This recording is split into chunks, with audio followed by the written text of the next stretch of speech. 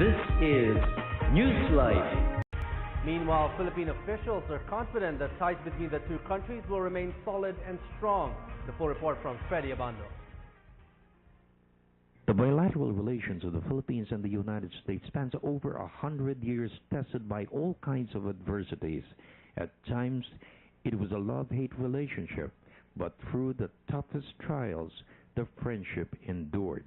The visit to the region and to the Philippines, it's important not only for the Philippines, but on a much wider scale. I would say almost regionally, if not globally.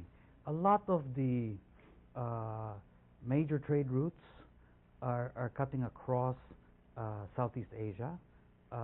Supply lines that stretch, to the Middle East, to Europe, across to the U.S., and of course all over the region here.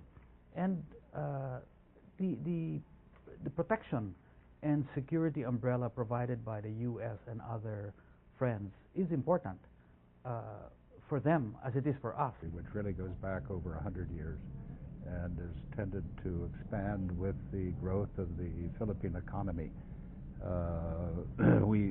If you were to take a list of the Fortune 100 companies, you would find that most of them are in the Philippines, either directly or represented by offices that import their goods.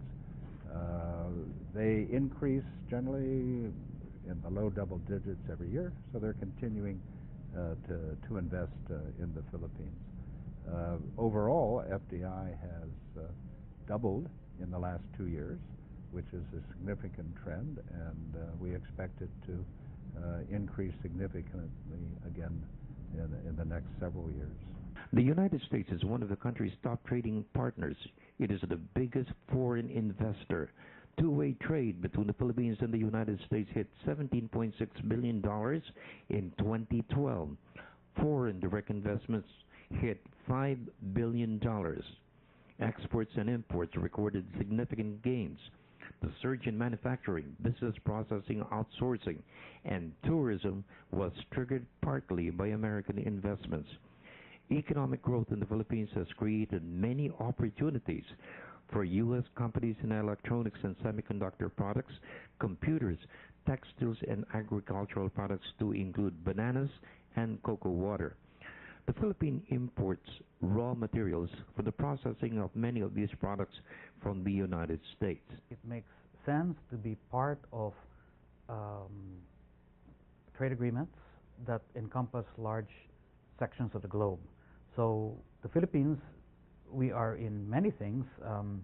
We are heavy participants, of course, in ASEAN, in APEC, in RCEP, RCEP, and TPP, watching it but not yet into it. And Philippines is a small country, and we can benefit from trade and from investments on a global basis. So I think it makes sense for us to look at ways by which we can participate in such trade agreements. In the meantime, local officials express confidence the United States will always be a steady ally of the country through the best of times and the worst of times.